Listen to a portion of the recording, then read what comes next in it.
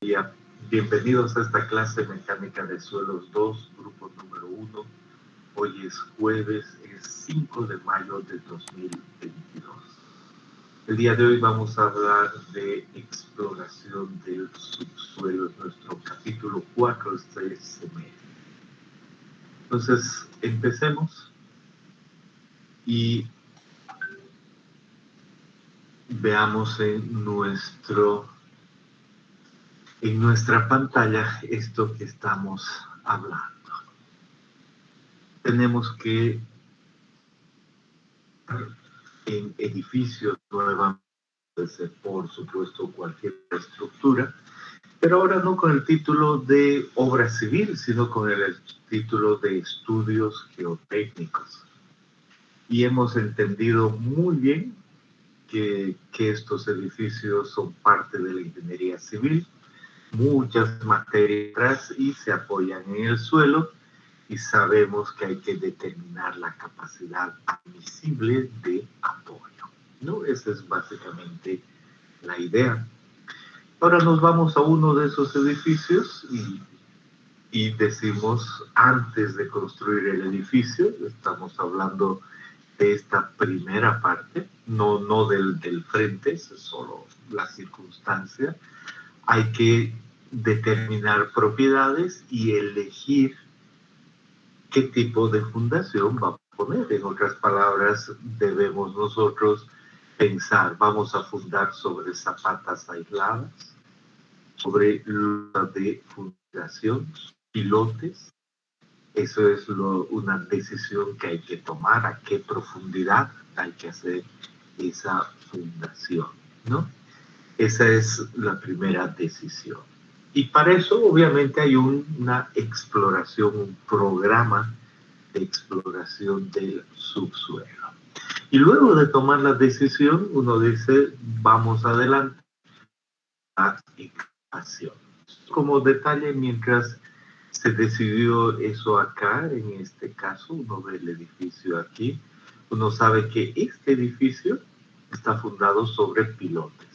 Y este otro está fundado sobre una losa. Y uno dice, ¿acaso no son parecidos, no están sobre el mismo suelo? Sí, hasta cierto grado.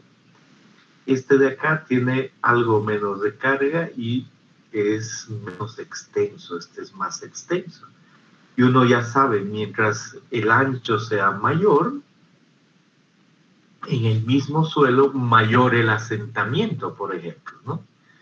Y influye la sección. Consecuencias, si bien pueden tener más o menos la misma carga, pero en sección tiene que ser diferente. Entonces, aquí está el límite entre losa y pilotes. Esto ha sido diseñado de esa manera.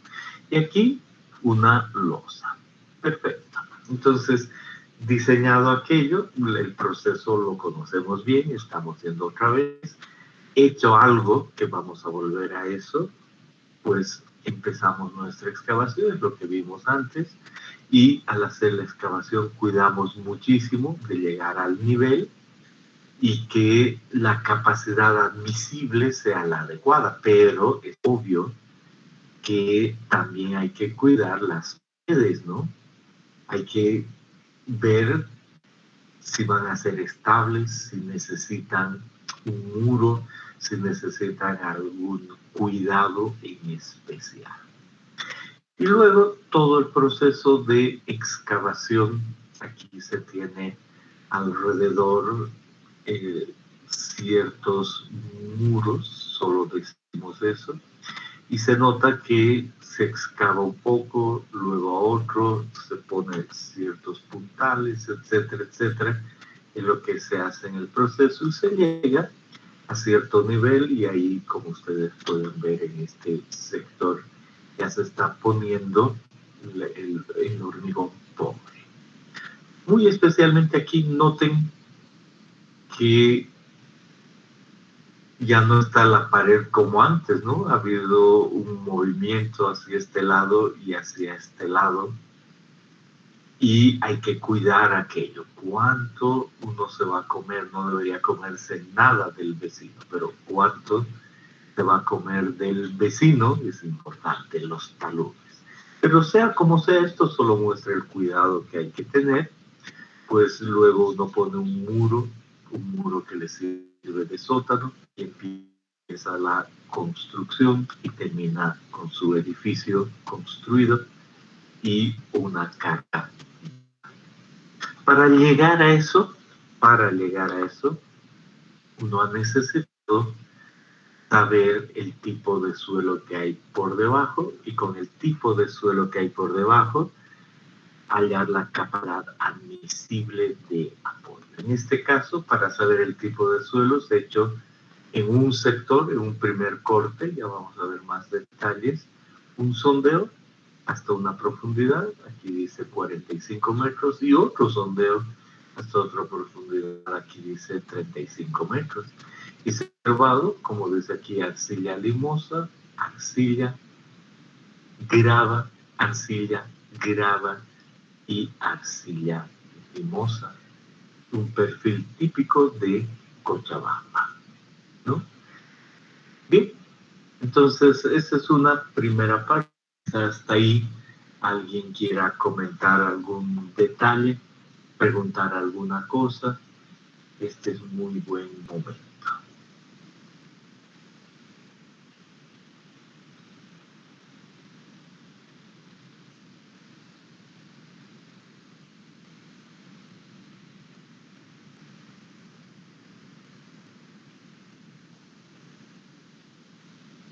Bien. En ese perfil uno quiere saber las propiedades físicas y mecánicas del suelo. Por lo tanto, en ese perfil uno quiere saber dónde está el nivel freático, en este caso se ha marcado 4 metros, y quiere saber qué suelos hay, y tienen sus propios símbolos. Normalmente uno debería tener esto en el sistema unificado, aquí no es que eso esté en el sistema unificado, es la idea general. Y además las propiedades físicas, aquí dice el peso unitario, y entiendo que si tengo el peso unitario, también tengo el contenido de humedad, tengo adicionalmente la gravedad específica de los sólidos, tengo esas como relaciones acá, ¿no? Y puedo jugar para obtener todo lo que es las propiedades físicas, eso se debe saber. Y además aquí dice el módulo de deformación confinado, la resistencia al corte en estado no drenado y el ángulo de fricción. Además, los parámetros de deformación y resistencia. ¿Por qué el módulo de deformación confinado? Eso no importa el día de hoy. Es un parámetro, el valor de E, ¿no? Va a depender del método que se vaya a utilizar para hacer los cálculos de seguro. Pero podría ser el CC, el CR, podría ser el MB, ¿no? Aquí está el módulo E, el que ha entrado en una dimensión, ¿ok? Muy bien, entonces se nota claramente que lo importante es llegar a los parámetros físicos y de resistencia. ¿Cuándo hemos llevado eso? Bueno, hemos llevado todo esto y más la clasificación en mecánica de suelos 1, especialmente. Pero adicionalmente los módulos de deformación en el capítulo 2 de esta materia, ¿no? Esa es básicamente la... Bien, Iván Apaza Coria, levantado la mano, ¿alguna pregunta?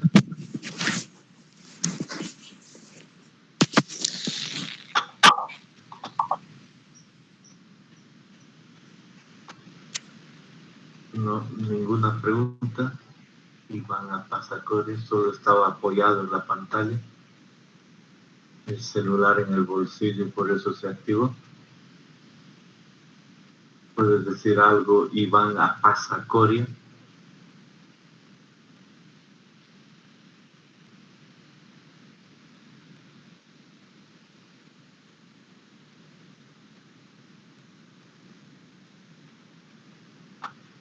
Bien, entonces nos queda clara la idea.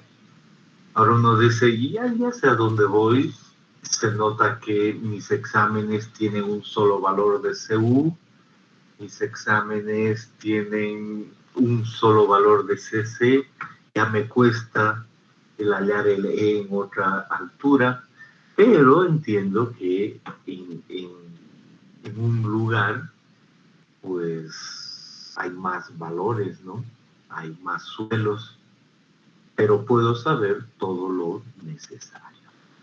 Bueno, y también he aprendido que con toda esa información puedo hallar yo los asentamientos de lo que está aquí. Es una para diferentes lugares. Puedo yo hacer cortes en este sentido o puedo hacer cortes en este otro sentido. El hecho es que puedo utilizar ciertos programas. El ELPLA es este, en que ya introduce cierta rigidez de la losa de fundación, introduce las dimensiones y a partir de aquello los asentamientos que podrían darse para diferentes cargas, ¿no? Esa es básicamente la idea. Y ahí está la idea de asentamientos y a varias profundidades. Entonces, uno dice, se necesita más tiempo que el que tomamos en un examen. Pero normalmente vienen los programas. Entonces, de ahí lo que estábamos diciendo, los asentamientos para una profundidad de los A2.5, A3, A3.5, A4, A4.5, A5 para este caso. Eso es lo que se necesitaba analizar. Bien, si ya sé hacer esto, sí y no. Sí, en el sentido de que hemos dado un examen para calcular asentamientos y no porque solo he calculado un hito y no he utilizado el programa. Pero esa brecha se salva aprendiendo el programa o haciendo muchos cálculos. Entonces, de ahí el sí. También hemos entendido que al lado puede haber una construcción, dependiendo, y esa construcción puede ir sobre la nuestra. ¿Cómo? No importa, estos números puede ser que se coloque al mismo tiempo, después de un tiempo, etcétera, etcétera. Y en ese sentido aparece nuestro edificio y el de al lado, el vecino, y los asentamientos ya no son más en el centro, sino son en un lado, ¿no? En este corte, pues en este extremo unos asentamientos y en el centro debido al otro edificio unos asentamientos más grandes. Y si recuerdan, el tolerable 100 va involucrado con este máximo, que ya no está más en el centro, porque se construye con el edificio de al lado. ¿Cuánto es eso real? Muy real y cada vez más, si ustedes se ponen a ver en las construcciones del día de hoy. Hace años teníamos un edificio y pasaba mucho tiempo hasta que alguien construía al lado. Ahora no, ahora prácticamente se hacen al mismo tiempo unas y otras construcciones. Meditemos en eso y es importante. ¿Podemos saber ese comportamiento? Por supuesto que podemos saber. Ahora, si decimos voy a colocar yo este edificio y al año porque sé, igual puedo hacer la diferencia. Claro, ya no es tan fácil para nosotros manejar los datos que tenemos en nuestro texto, pero un programa nos ayuda muy fácil a manejar esas cosas, ¿no? Sí podemos y debemos. ¿Qué otra cosa entendemos? Que puede haber edificaciones al lado y este edificio era muy claro para mostrar que hay otro al lado. Visto de otro lado está y consecuencia influye cuánto influye sobre ese. Es obvio que influye más a un lado que al otro y uno tiene que tomar decisiones que cómo va a afectar el edificio de al lado, ¿no? Entonces esa es la idea básicamente y a partir de aquí pues las decisiones. Y eso condiciona los asentamientos, los límites, los tolerables. Hay que tomar decisiones en base a las tablas que hemos visto, otras tablas, pero hay que ser muy conscientes de todo el entorno y comillas ya sabemos hacer. Entonces, en base a eso uno debe siempre terminar en algo así, que la máxima presión admisible de apoyo en función del nivel de fundación. Para una fundación dada, una fundación que en este caso ocupaba todo el terreno, no hay mucha más vuelta que darle, podría uno variar zapatas otras, pero para esta con un ancho B definido y un L dado, porque ese era el objetivo, ocupar todo el terreno, la idea es cuál es ese valor. Entonces uno termina diciendo, si voy a fundar a 3 metros, el valor de capacidad le corresponde a ese, más o menos ese valor, y si voy a fundar a 7, lo que normalmente significa un sótano o 2 sótanos, entonces la capacidad va a ser esta otra. ¿Y qué son estos valores de Q sub A? Normalmente el sistema internacional tiene kilonewtons por metro cuadrado, kilopascales, es lo que usamos, pero mucha gente está acostumbrada a los kilogramos por centímetro cuadrado y en esencia la diferencia es 100, ¿no? Entonces de ahí viene que también venga esa suma. Y si uno funde y dice voy a fundar a 3 metros, entonces aguanta 120, 110, 120, digamos. Pero si fundo a 7 metros en el mismo suelo, aguanta casi 200. Es una diferencia grande. ¿Y por qué? Por la carga que hay al lado, ¿no? En la capacidad admisible.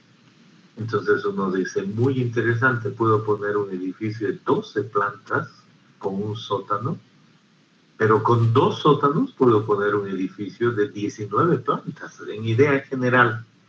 Entonces normalmente es mejor tener 2 sótanos, tengo más espacio para la gente, pero y puedo crecer, ganar más dinero. Pero hay que tener cuidado en excavar 2 sótanos, ¿no? Eso queda muy claro. Y este es el resultado que yo debo ver fruto de un estudio geotécnico, haciendo todas las cosas que hemos visto, no solo un punto, sino muchos. Y si yo soy el ingeniero calculista, el estructural, pues realmente me da el dueño y el arquitecto me dan un plano y yo decido en primera instancia entre arquitectura y otros esto, BL, y le digo al ingeniero que va a hacer la geotecnia, al ingeniero geotecnista, y le digo, quiero fundar eso, no hay vuelta, no voy a decidir si zapatas, nada, aquí voy a poner lo más que se pueda con eso. Perfecto, entonces decidido eso, hay que hacer todo lo que hemos visto para terminar en esa. Eso es todo. ¿Ok? Bien, entonces eso sabemos, ¿no? Ya hemos dado examen sobre eso, cómo enfrentar, qué manejar, lo importante de asentamientos, incremento de esfuerzos, capacidad. Bien, de la vida real. Eso no quiere decir que todos van a trabajar en esto, muy pocos, porque hay muchos campos en la ingeniería civil, incluso cuando uno hace un edificio, uno dice, soy ingeniero civil y yo me encargo de que llegue el cemento. Yo me he comprado mi camión mezclador y hago que llegue el hormigón. O cemento a veces hormigón, a veces lo que sea. Puede ser, somos diferentes campos. Pero como ingenieros civiles debemos entender eso. Entonces esa es una primera parte que repaso y que tiene que quedar, pero clara, no para el siguiente examen, sino para la vida profesional que van a tener poco. Pueden hacer sus preguntas y vemos después cómo entra, qué hay que hacer en exploración del suelo. Pueden hacer sus preguntas. Inge, una duda. Adelante. El análisis para encontrar todos estos parámetros, tanto presión admisible y asentamientos, ¿cambia con respecto a lo que ya sabemos, ¿cambia cuando tenemos pilotes de fundación? En esencia es lo mismo y en esta clase vamos a ver en un rato cómo influyen los pilotes, pero la idea de hallar la capacidad admisible en función de la profundidad es la misma, exactamente la misma. Saber las propiedades físicas, saber las propiedades mecánicas. Ah, ya, gracias, Inge. Bien, entonces, un detalle, ahora que hemos escuchado a Beltrán, Beltrán está en la comisión de la acreditación de ingeniería civil. Apreciamos mucho todo su esfuerzo porque entendemos que detrás hay harto trabajo. Y la comisión de acreditación nos ha dicho a los docentes que van a requerir un tiempo de nuestras clases, ha sido oficial, para explicar la acreditación en cada curso. Y nos han pedido llenar un formulario. En ese formulario yo especialmente he puesto que quiero que nos visiten en Mecánica de Suelos 2 el siguiente jueves 12 de mayo de 2022. Entonces el siguiente jueves, de aquí a una semana, alguien de la acreditación, que en este caso ya sé que es Beltrán, va a tener unos minutos adicionales. Es igual de obligatorio asistir como a cualquier otra clase, no es toda la clase, es mitad, pero para que sepan todos, ya he enviado eso a la comisión de acreditación, ¿no? Eso es la...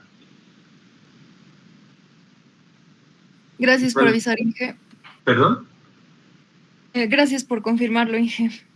Ok, entonces quizá tú quieras comentar algo porque tú eres la que nos vas a explicar o basta decir que nos veamos el siguiente jueves. Basta decir eso, Inge, solamente recomendar a los estudiantes que es importante, que obviamente la asistencia se va a tomar normal y que por favor tomen atención a lo que les tengo que decir porque es muy importante. Eso nomás, Inge, gracias. Eso. Acreditación se debe asociar con calidad. Ese es el fondo de querer acreditarse, ¿no? No es lo mismo, pero uno se acredita porque quiere calidad, calidad de enseñanza, de aprendizaje. Entonces, por eso vale la pena, ¿no? Eso, esa es la idea y pues apreciamos todos porque hay varios, ¿no? Alumnos, docentes trabajando duro en que funcione bien esto, en que tengamos clases, materias, conceptos, horarios, no sé, todo aquello de calidad. Entonces, por eso hay esto, ¿no? Entonces sepan ya la fecha.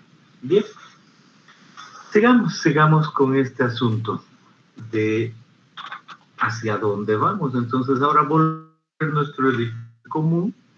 Les he explicado, está sobre una losa, podría estar sobre pilotes. Hasta ahora sabemos calcular asentamientos y capacidad de apoyo en losas, no en pilotes.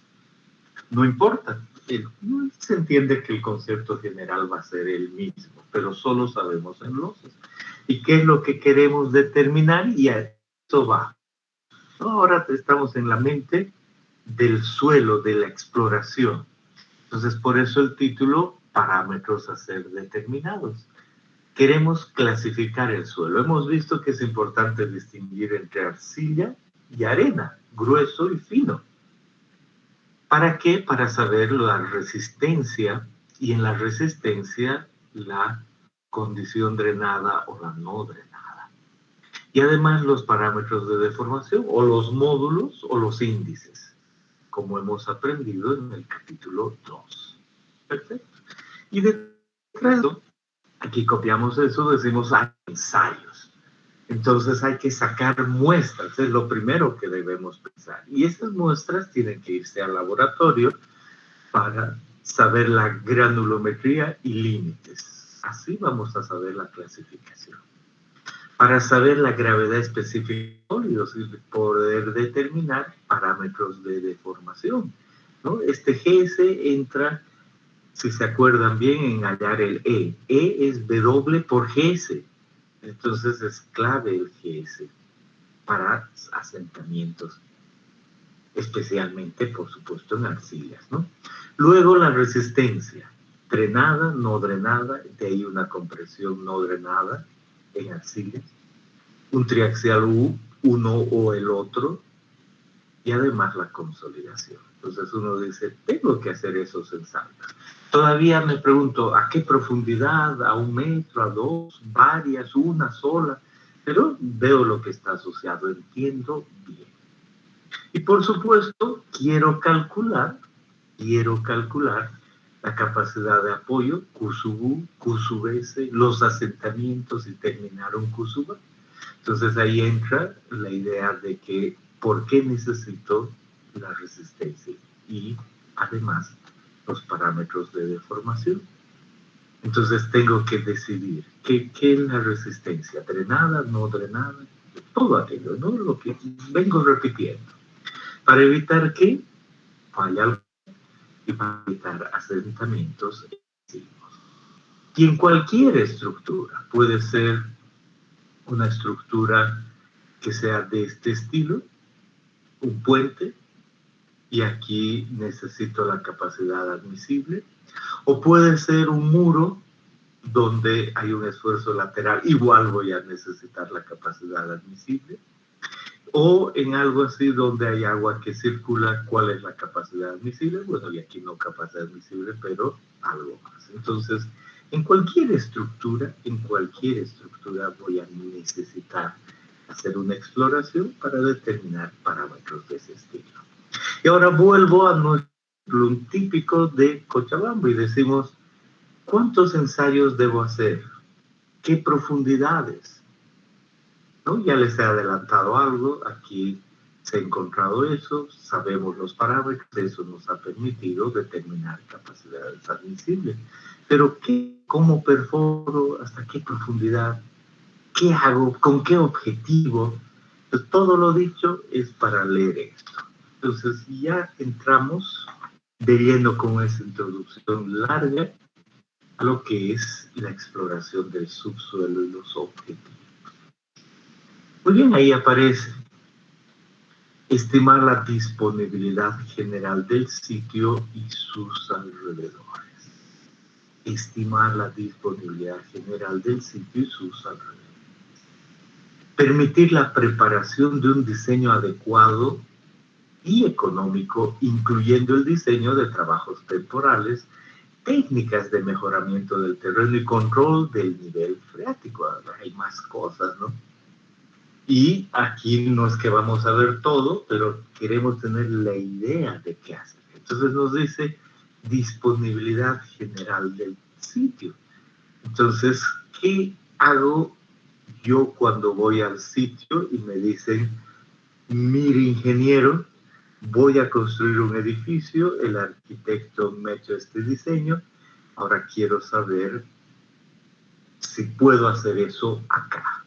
Entonces uno entra y mira lo que les he mostrado. Ah, puede haber otro edificio al lado. Ah, ya han construido al frente uno así de alto. Ah, me acuerdo que ese era losa, ese era pilotes, etcétera. Entonces hay que ver con detalle. Hay que ver qué hay en el sitio.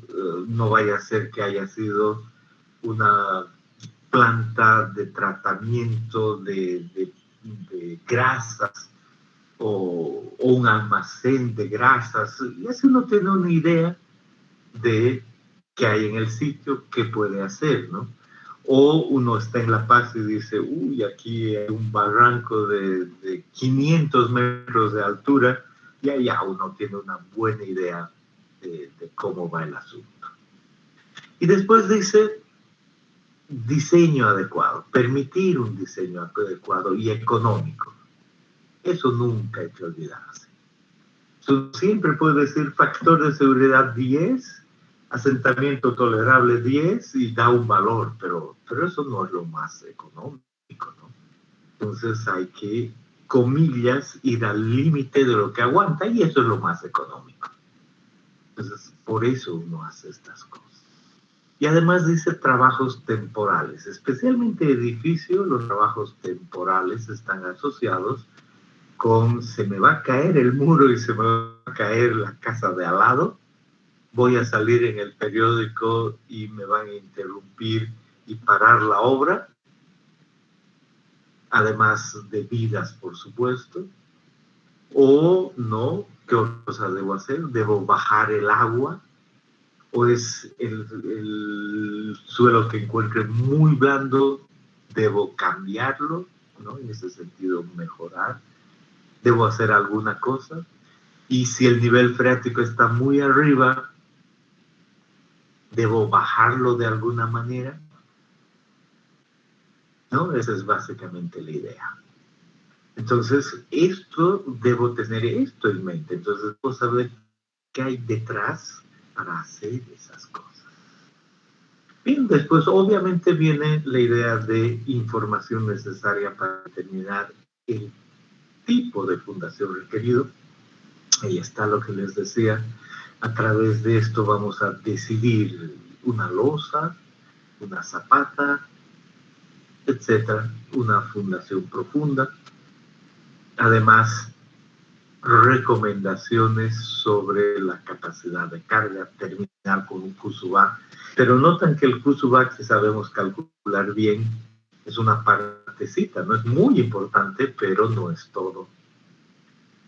Y en base a la fundación que se necesita. Y además dice que en esta exploración debo hacer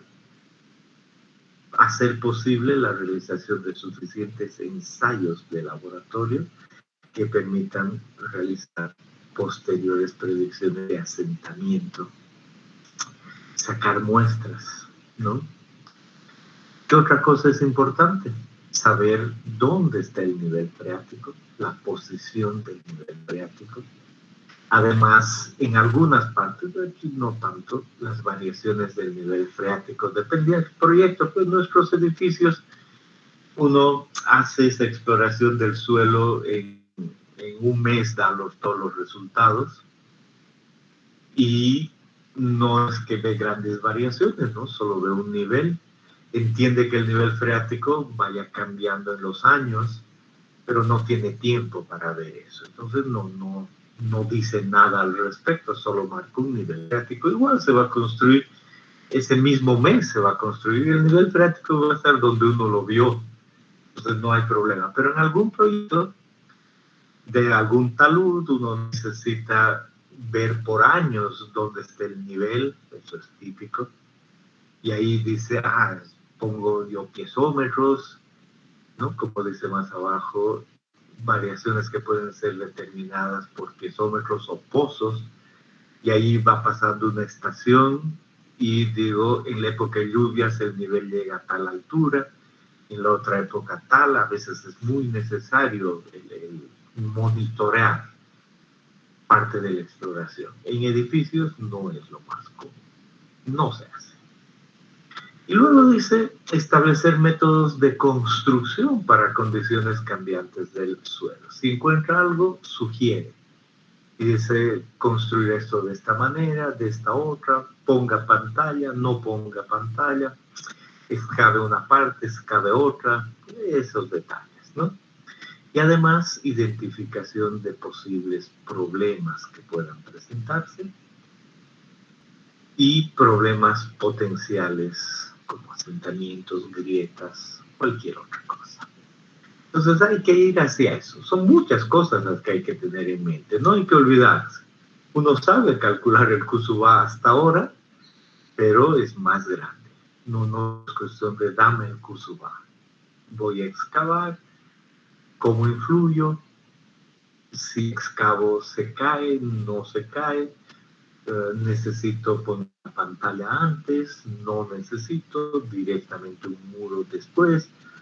Todas esas son parte de esto. El nivel freático, bombeo, no bombeo, lo que les acabo de decir. Bien, con esa idea pueden preguntar algo más ahora, con toda confianza.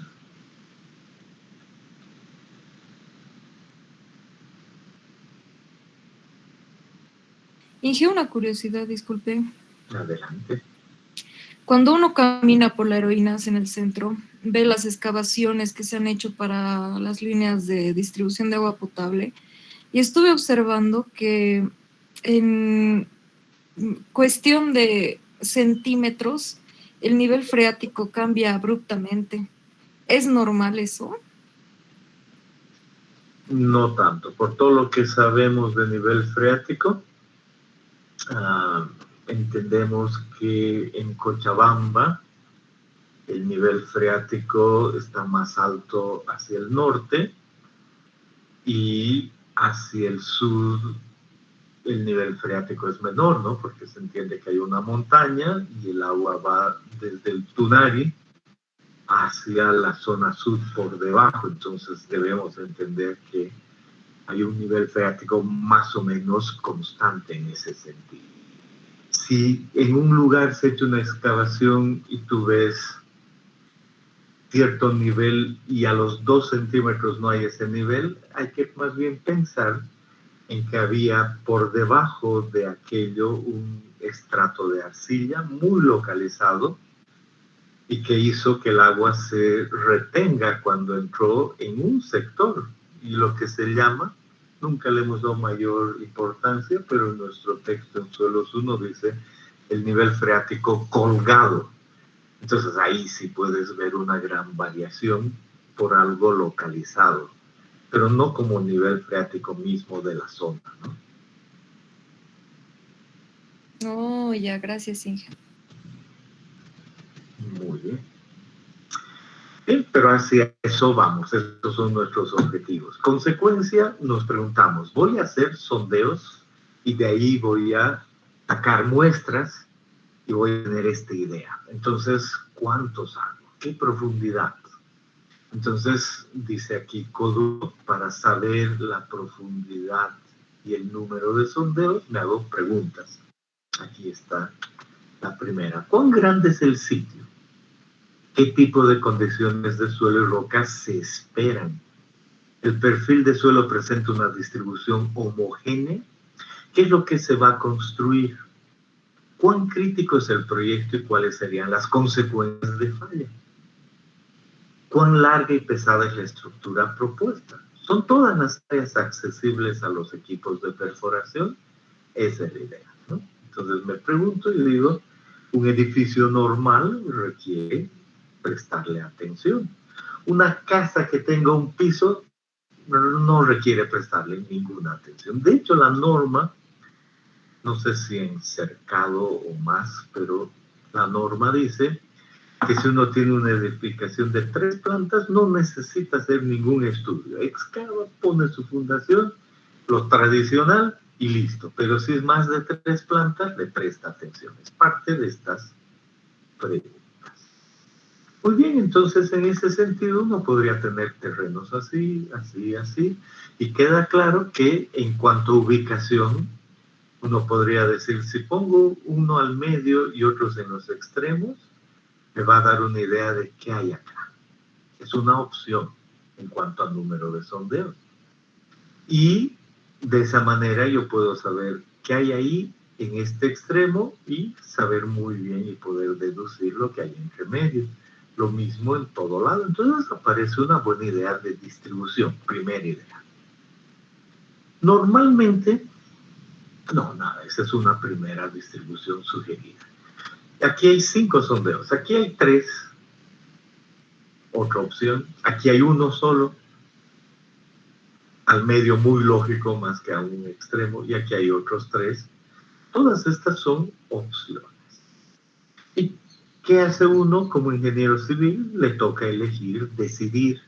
Y ahí tiene cierta ayuda, pero escuchen bien, cierta ayuda para decidir el número de sondeos y la profundidad.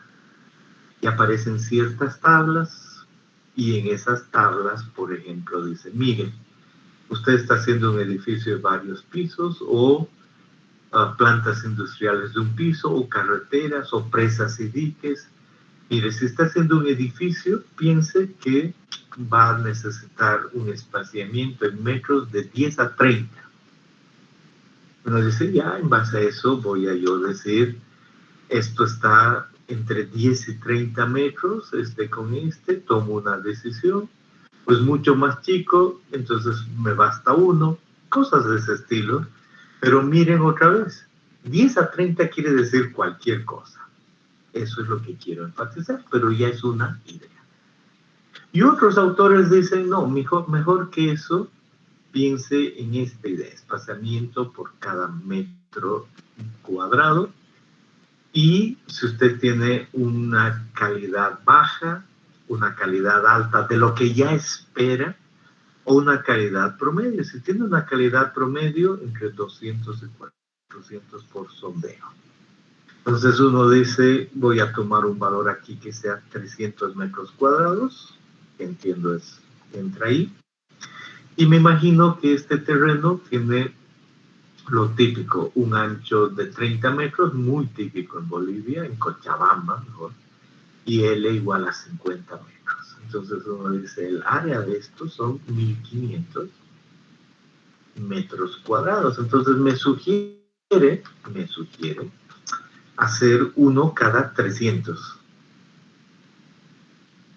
Consecuencia, a partir de esta decisión, yo puedo decir, yo quiero en este sitio poner 5 sondeos. Es una condición promedio. Entran 5. Otro puede decir, con esta misma sugerencia, yo quiero poner cada 400 metros, ¿no? Entonces van a entrar menos sondeos. Pero digo, miren, yo ya he visto los edificios del frente.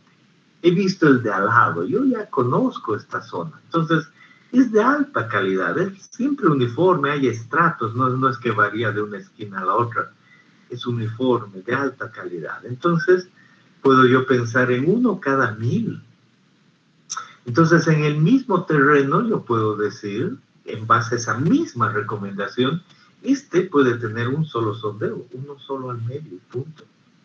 O 2, ¿no? Más que uno, 2.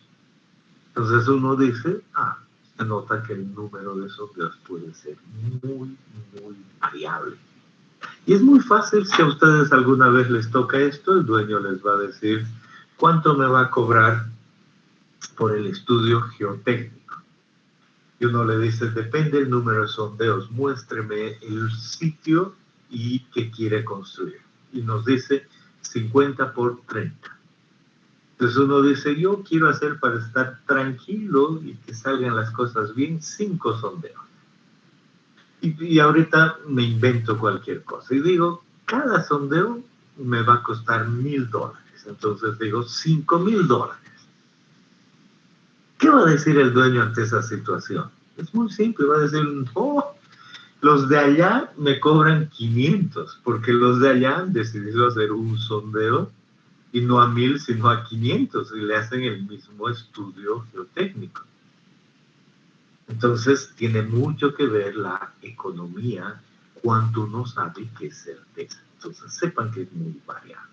El que hace un sondeo no está mal, no es que es uno de esos que no sabe nada.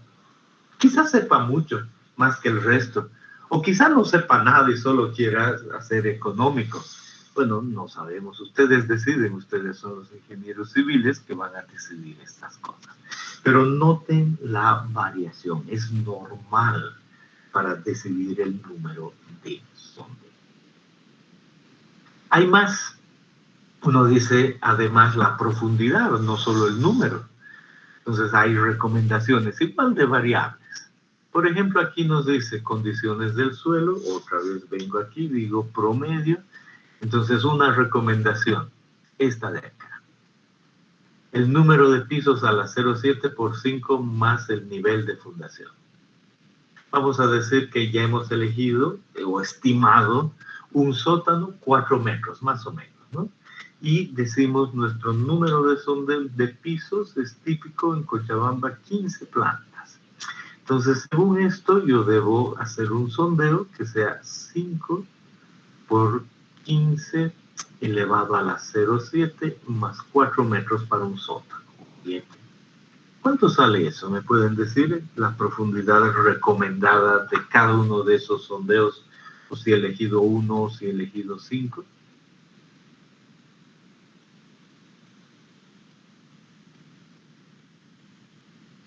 $37.28, Inge. Hecho, 37 metros es lo que me sugiere aquí. Está bien, es un número.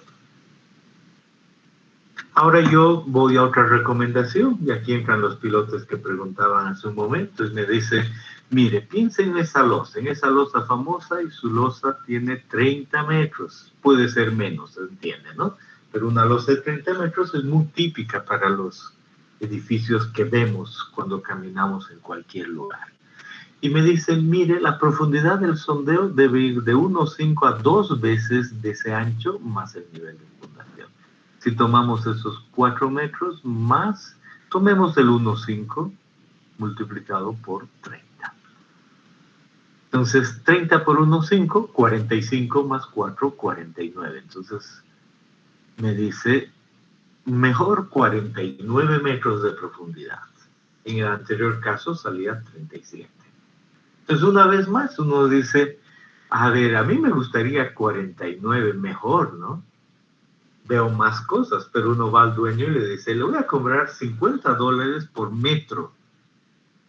Entonces, un sondeo de 49 metros está el dinero, uno de 37 menos, y el dueño va a decir, pero esos de allá les basta entrar a 10 metros, voy a contratarlos a los que les basta. Deben ser más inteligentes, además entienden las necesidades del dueño y contratan a ese.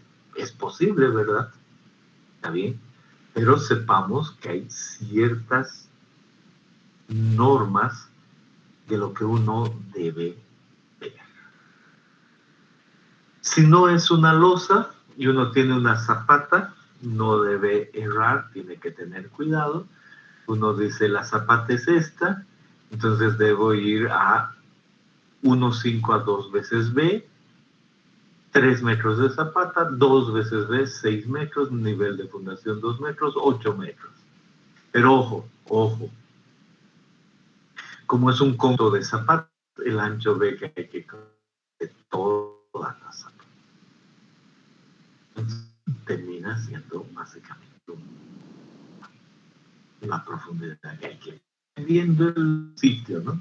Pero esa es la recomendación. Y si son pilotes, entonces, bueno, para la exploración de pilotes, si yo entiendo que voy a tener aproximadamente pilotes de tanto, a tal nivel, y igual ocupa un ancho B, me dice el nivel de fundación, 2/3 o 1 de L de esta longitud, más 1,5 veces de B.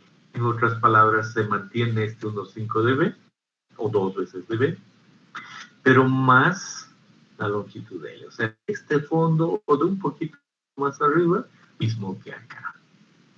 Entonces uno se queda muy claro, debo hacer la exploración. Consecuencia es variable, hay diferentes valores, uno va a un sitio, este que les he mostrado hace un momento, y aquí está nuestro sitio, 30 por 50 o 20 por 50, lo que sea, posiblemente 20 no 30, está bien. Cuando veo esta escala, es 30 por 50. Ok. Entonces, por 50. Entonces uno dice, excelente, ahí tomo mi decisión. ¿Cuántos sondeos hacer? Ya he visto que puedo poner uno, o puedo poner como cada 100 metros y no sé nada, 15. Bueno, una decisión aquí, tener 4 sondeos. Y aquí es importante, ¿no? Uno dice, voy a hacer 4 sondeos, y el dueño dice, ya, me parece bien, vamos a eso, voy a pagar ese precio. Y uno va y dice, voy a hacer uno aquí. Y va con el dueño y le dice al del equipo, justo aquí no me había fijado que había esta lavandería en la construcción, lo moveremos aquí. Y el dueño ya empieza a sudar. Pero seguro que se puede mover, ingeniero. Por supuesto que sí, ¿no? Porque uno no sabe nada. Si le ponen más a la derecha o al otro lado es lo mismo, eso que quede muy claro, ¿no? Porque uno todavía no ha visto nada. Podía haber elegido 3 y haberlos puesto ahí y 2 aquí, podía haber elegido 5. Entonces, la posición de los sondeos es muy, muy relativa, pero debería dejarnos, a los que hacemos eso, tranquilos, de entender que hay abajo y que tiene los parámetros necesarios para hacer los cálculos de los que hemos hablado, los que conocemos de capacidad admisible, más los otros que vamos a ver en el semestre. Esa es la idea. Y en cuanto a profundidad, igual uno dice, puedo tener varias cosas.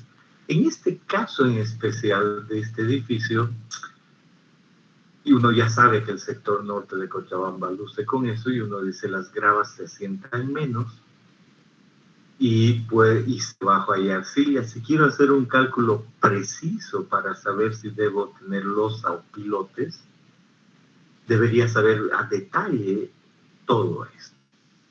Claro, también puedo hacer un sondeo de 10 metros y encontrar esta grava y utilizar esto y decir, no, esto era lo más desfavorable. Abajo es más duro, entonces si calculo con esto estoy siendo conservador. También puedo, no cabe ninguna duda, pero si quiero tomar los parámetros verdaderos, exactos, se nota que debo tener cierta profundidad. Entonces, aquí miren 45 metros. Recuerda, contame un 49 aquí, un 37 aquí. Entonces, lógico, es decir, en la sección A, entonces sección AA, sondeo 1 y sondeo 4, que podría llamarse cualquier cosa, que uno sea 45 y el otro que sea 35, o así uno ahorra un poco, llega abajo, y no gasta tanto en sondeos, entonces razonable, ¿verdad? Esa es la manera en la que uno debe entender la profundidad y el número de sondeos. En Cochabamba normalmente no se pasa el estrato de grava. En Cochabamba los estudios se los hace hasta la grava y uno queda feliz. Comillas, uno. Yo no tanto. Pero mucha gente queda feliz ahí. ¿Ok? ¿Queda claro? ¿Desean hacer alguna pregunta?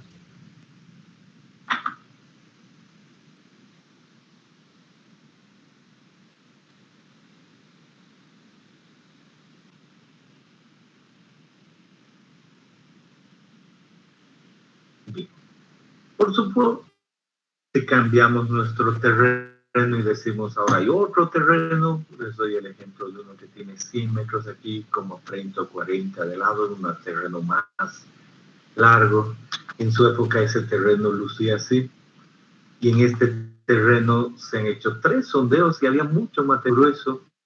Entonces, miren, en un terreno más grande, menos sondeos, es posible por lo que hemos explicado. Uno toma la decisión, ¿no? Y termina con algún perfil. Aquí incluso la palabra guijarros, por lo tanto, un equipo más grande para perforar. Pero bajo el mismo sentido. Cada sitio en Cochabamba tiene sus propios números de sondeos, ¿no? Y sus propias profundidades. Y su propio dueño con sus propios riesgos y su propio ingeniero civil con sus propios riesgos. Entonces, pero en base a lo que hemos hablado, podemos tener una muy buena idea. Entonces, básicamente la idea. Entonces, con eso, ahora nos queda ver cómo hacer las perforaciones. ¿Alguna pregunta hasta aquí?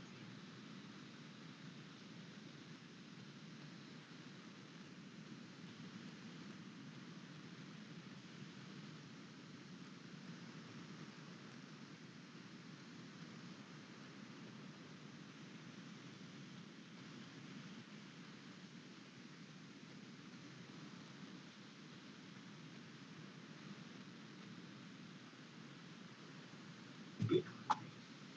Entonces, ¿cómo ahora que se decide el número de sondeos y las profundidades uno procede a excavar? Y dice, lo más económico es excavar con cavapostes, ¿no? Eso queda muy claro. Y en esos cavapostes, esos cavapostes son un tubo y un elemento que permita sacar el suelo de esta forma o de esa. Y ahí aparece un primer video, cualquier video de internet, pero que puede pensarse que es parte de lo que representa nuestra realidad. Entonces ahí están nuestros perforistas. Veamos qué hacen estos perforistas con un cavaposte.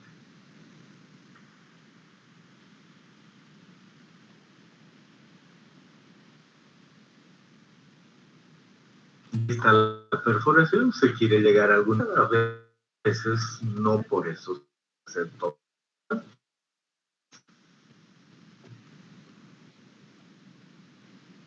O a veces se quiere iniciar una perforación manual y ahí simplemente se cierra. Ustedes pueden ver.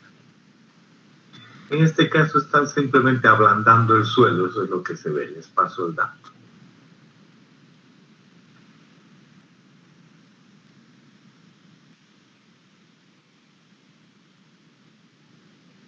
Bueno, y ahí tenían su punta de un lado y le dan la vuelta y dicen, este es realmente el máster, vamos a darle vuelta.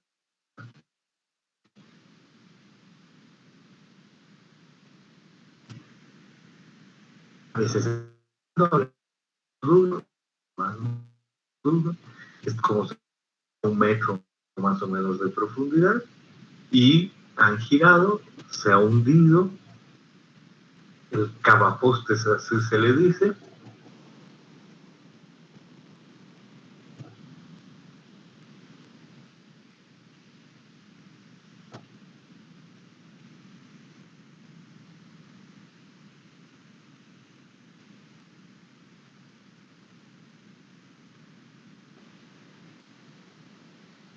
y luego se extrae. Y ahí sale el suelo. Y uno puede ver y dice, ahí es el suelo exactamente. No es una exacta en cuanto a volumen y en cuanto a clasificación. Aquí además, quien en el video nos dice, ahí voy a construir algo y por eso estoy haciendo esto. No importa qué, desde la idea general, el primer tipo de sondeo. ¿Hasta qué profundidad se puede llegar eso? Si uno le añade barras, dependiendo del suelo, puede llegar hasta unos 6 metros, 7 metros. Y a veces está tranquilo y dice, eso es lo que yo quería. Pero bueno, primera idea de cómo perforar y ver muestras. Segunda idea, algo más grande. Aquí me muestra a este lado un trípode, ¿no? Se ve el trípode y a cierto equipo que permite rotar y mover. Y aquí algo más grande, entonces más torque y permite llegar más abajo, más tranquilo. Veamos esos videos, empecemos con este primero. ¿Qué diré ahí? No importa, pero es un buen video que nos ayuda a entender. Es un cierto equipo más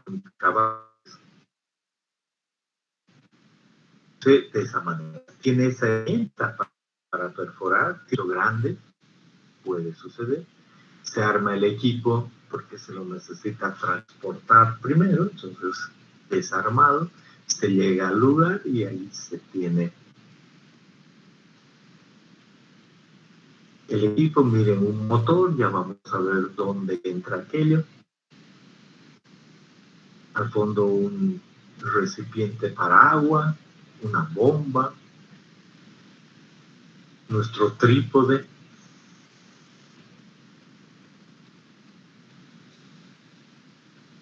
Ahí está armado nuestro trípode, tiene un guinche para subir y bajar pesos, tiene el motor. Entonces se quiere subir y bajar ese motor, ya vamos a entender por qué.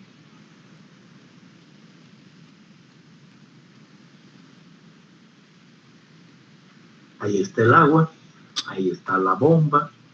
Entonces se echa agua a un pozo. Normalmente se le agrega bentonita para que el pozo que hagamos permanezca estable.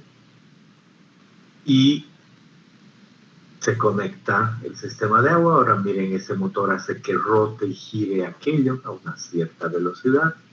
Y ahí ponemos nuestra herramienta de perforación, le damos vueltas, entra agua y por supuesto que deshace el suelo. Es muy claro cómo se da esa perforación. Rotación vía húmeda, así se llama.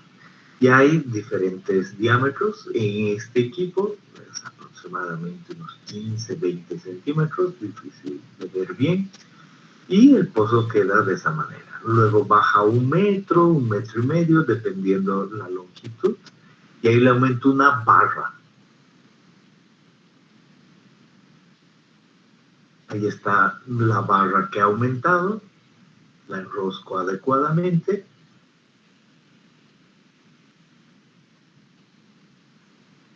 Ahí ha quedado enroscada y a partir de eso empieza a girar y otra vez gira con agua que pasa por el centro y va bajando, entonces voy haciendo la perforación.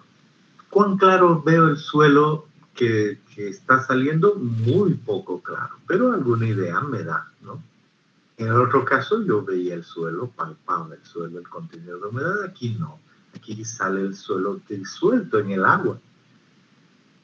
Pero es una perforación, ¿no? Esa es la idea. Entonces, miren, va bajando y de alguna manera uno va empujando ese motor o a veces el peso propio y baja y después puedo volver a subir. Pero un segundo, esto continúa.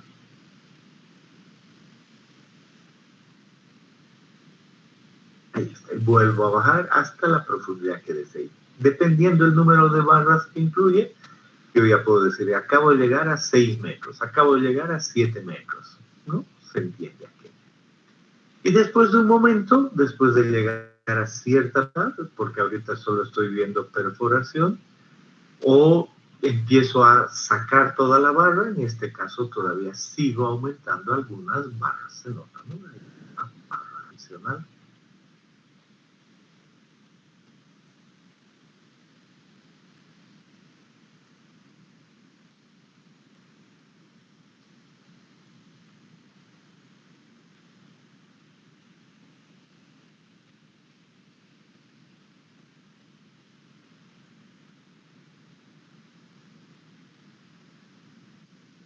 Ahí está otra vez el guinche, y miren cómo se usa el guinche para jalar.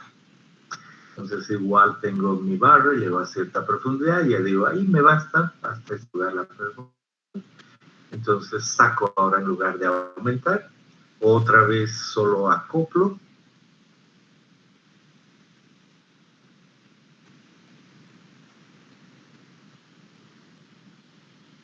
Y jalo para eso. Entonces ahora estoy en el proceso de ir jalando y termino sacando la herramienta inicial, la que hace la perforación, y ya tengo un sondeo hasta cierta profundidad. Claro, casi no veo nada, pero esa es la perforación, ¿no? Ya vamos a ver más detalles en un momento. Ahí está nuestro trípode, el equipo cómo ha funcionado, uno mediano, que es una rotación vía húmeda. El siguiente muestra otro tipo de barras en un equipo más grande. Igual cualquier foto de internet, pero nos ayuda muchísimo. Corremos. Y ahora vemos el equipo más grande todavía. Este es. ¿Y cuáles son las barras que se ponen? Son las que se conocen como barras helicoidales. No hay agua, miren.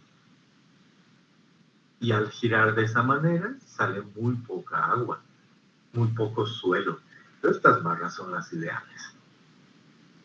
Pero es solo otra opción.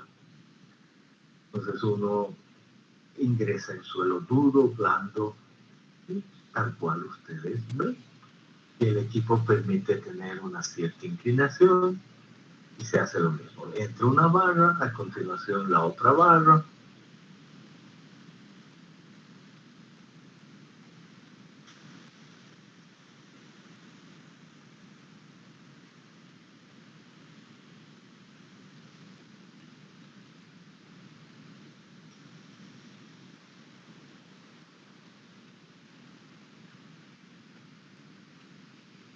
y otra vez viene el acople. Se notaba en el otro caso más fácil, ¿no? Aquí se nota ya cierta inclinación. No importa, eso es un asunto de campo. Pero ahí está, el resumen de cómo funciona. Muy, muy fácil, muy simple. ¿Cuánto cuesta una perforación así? Es más cara, equipo más grande. Pero veo cómo voy bajando a la profundidad que requiera. Miren cómo en este tipo de suelo ha quedado alrededor de esas barras, ¿no? El suelo al jalar.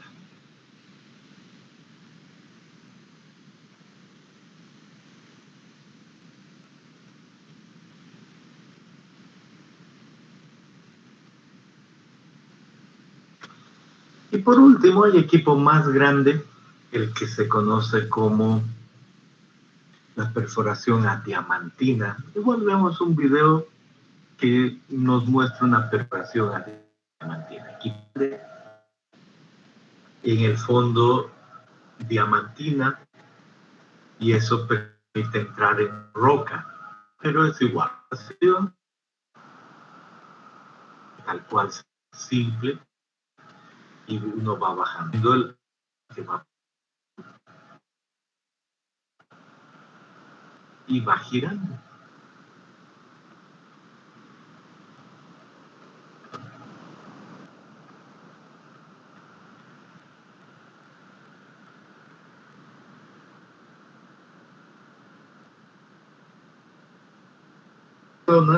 Mostrarnos el equipo que va girando e ingresando, nos dice qué puede uno sacar al jalar. Y nosotros no hemos jalado nunca, no solo era todo. Ahora, después de cierta profundidad, jalamos, salen las muestras. En un momento vemos aquello. Las muestras se las aquí. Entonces, produjo esta muestra de lado y así sucesivamente. Y se nota un poco de suelo y roca. Este equipo puede además obtener roca, ¿no? Ahí están los testigos del roca. Para diferentes profundidades ha ido saliendo eso. Y así puedo yo saber el perfil, pero noten, aquí es acá, suelo, pero después, y eso representa perforación, la perforación A.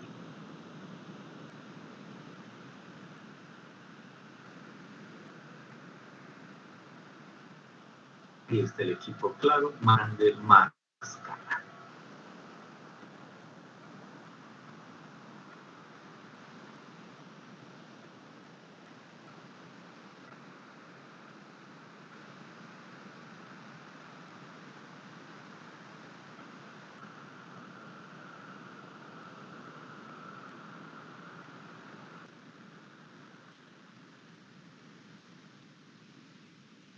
Excelente.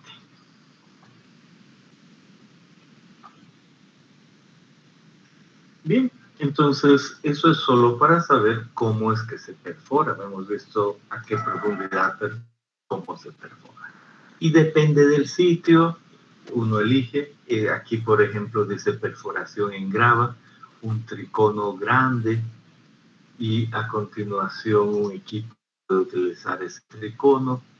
Ese equipo se ve de esa forma, y igual el sondeo, el motor, la bomba, las barras y la herramienta. Si ustedes se fijan, este es un cavapostes gigante y se puede poner eso para sacar arcilla o se puede poner esto para triturar en grava. Y en casos de este estilo, donde uno tiene grava con arcilla o guijarro y quiere ver más abajo, ayuda mucho. El equipo puede ser variable, un cavapostes, o puede ser uno más grande que puede incluso mover ángulos. Y aquí dice perforaciones en roca. Volvamos a nuestro sitio en Cochabamba, en este sondeo de 45 metros. El equipo utilizado a diamantina. No es lo más común, pero como aquí se quería ir más abajo, el de diamantina, aquí está ese equipo de Celricons, y este puede ir en roca diamantina por dentro.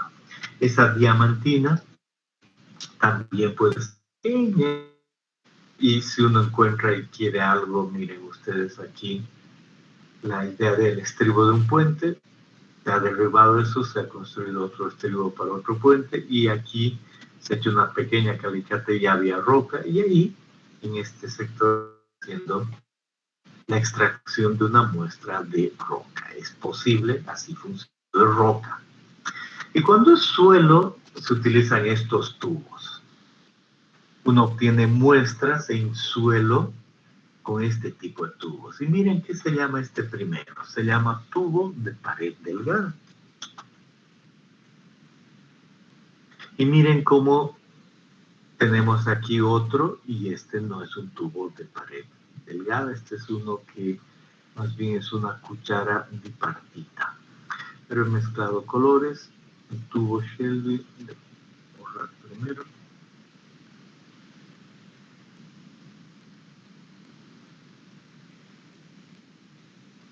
Vale. Entonces vamos a poner otra vez los colores y decimos el tubo de pared delgada, es también conocido como tubo Shelby. Y este otro le cambiamos de color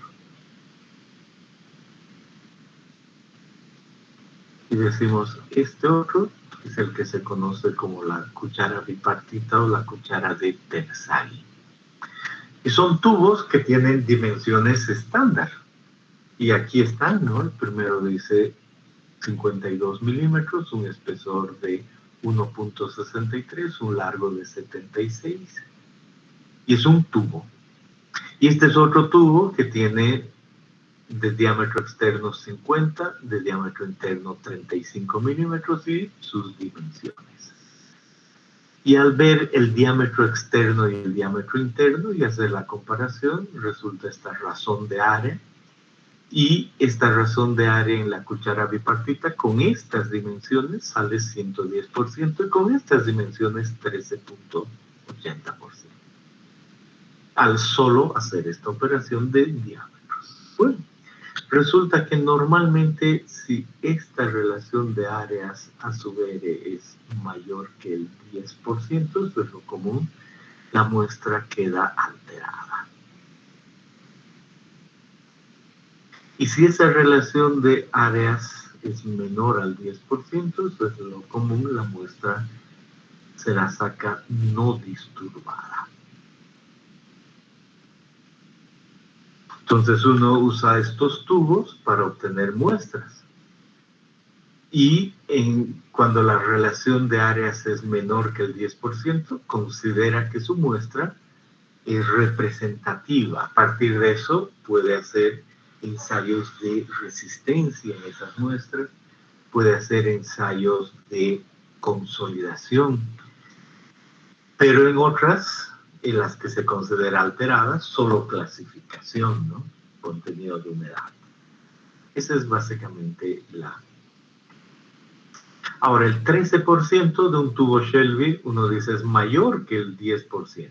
Entonces tiene su grado de alteración, no tanto como esta otra cuchara, pero tiene su grado de alteración. Entonces, no es que las que salen de tubos sean muestras 100% representativas del volumen, del índice de vacíos, de la resistencia, ni la deformación de lo que vaya a haber ahí abajo, pero ayudan mucho porque se acerca a una muestra no disturbada. Entonces, en el fondo, uno está haciendo la perforación. Ya hemos visto sistemas que involucran llegar a cierta profundidad y no ver nada, pero uno está haciendo la perforación y dice, a 1 metro voy a sacar una muestra, mete el tubo y jala. Luego dice, ahora llegó a 2 metros, lo mismo, a 3 metros, y así puede tener muestras cada metro, o cada 5 metros, o cada 2 metros, o cada 3 metros, uno decide. Pero eso es la manera de tener muestras. Uno de esos tubos Shelby lucen así. Entonces noten cómo el tubo ahí tiene la muestra porque se ha empujado el centro, y así uno tiene muestras a ciertas profundidades. En este caso, la idea es que se coloque igual después de llegar a una cierta profundidad del tubo Shelby, se empuja y está nuestro tubo Shelby y sale nuestra muestra inalterada con esa proporción, pero tiene la muestra a diferentes profundidades. Y como es inalterada, puedo ahí mismo hacer la veleta y ya voy a saber la resistencia no drenada porque considero la muestra inalterada. Y luego de tener ese parámetro, puedo sellar bien para que no cambie el contenido de humedad. Esa es la idea de sellar, enviar al laboratorio y ahí puedo yo hacer, por supuesto, clasificación, pero también puedo hacer consolidación y puedo hacer resistencia en esa muestra que la considero inalterada. Esa es la forma de obtener muestras realmente. Y por otro lado, se utilizó el equipo, no los tubos en específico, sino adicionalmente la misma diamantina, que no siempre se usa, la mayoría de las veces no, pues las muestras van a lucir así, ya les he mostrado en el video, ¿no? En este caso, el suelo que estamos viendo, ¿no?, tiene mucho que ver con esta primera, el nivel de inicio. Miren aquí una profundidad, aquí dice 6, ahí dice 13, aquí dice 22, aquí dice 28, aquí 31 y aquí dice 45. Entonces nos da una muy buena idea de lo que hay por debajo. Y como yo veo la grava, así, ¿no? Como veo la arcilla que está por debajo, como veo los colores, y eso me da el perfil del suelo. Ese es cierto. Entonces, a partir de esto, más los tubos, es que yo puedo saber ese perfil, ese sitio. Y además, puedo saber las propiedades físicas, los módulos de los que hemos hablado, y con eso tomar la decisión de la capacidad admisible o de la que ya hemos mencionado. Eso es todo lo que queríamos decir el día de hoy. Una introducción que nos deja todo muy claro, que nos permite diseñar estudios geotécnicos, nos permite, pero siempre acordándose que en el examen no les voy a decir, diseñe este estudio geotécnico, y alguien me dice, voy a hacer un pozo a 45 metros, bien, y otro me dice, voy a hacer 3 pozos a 30 metros, bien, etcétera, etcétera, ¿no? O sea, y voy a sacar muestras cada metro, 2 metros, 3 metros, no, porque es tan variable, pero hay que conocer este concepto, esa idea. Y con eso, cuando les toque trabajar, pues tienen que tomar decisiones. Entonces hemos aprendido mucho en realidad, pero no entra el examen. Entonces por eso es obligatorio asistir.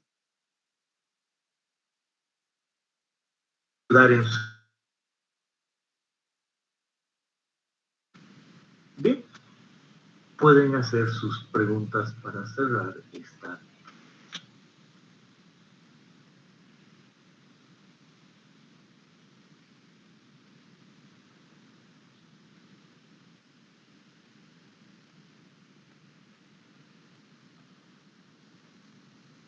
Bien, vámonos. Tengan muy buen día. Hasta mañana.